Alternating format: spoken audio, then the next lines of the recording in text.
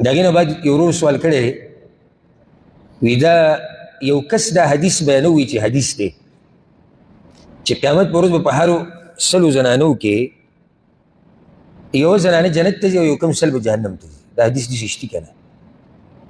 جواب طریقه هم دا ده کومه چې د ورور دی ته خبره واوري د هغې بیا څه وکړه معلومات وکړه.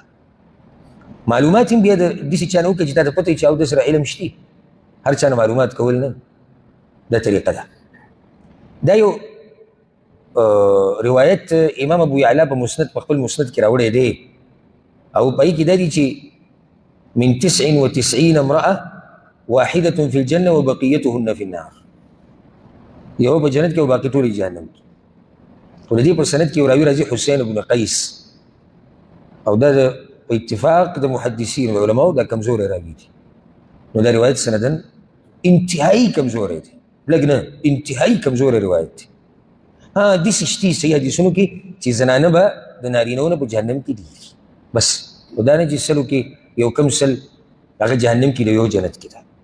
دې صحیح روایت نشته او د هغې موجه رسول الله ذکر کړې ده، دا هم هسې نه دي ویلي. هغه وجه څه ذکر شوی دی چې دوی ولې جهنم کې دي؟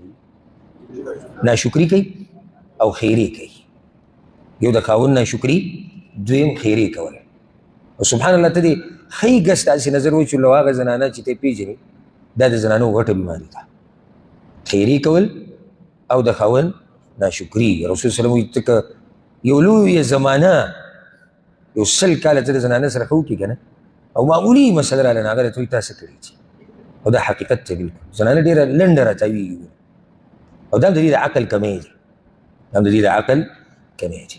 نو خلاصه دا شوه چې دا روایت دا سندن کمزوری دی، والله اعلم.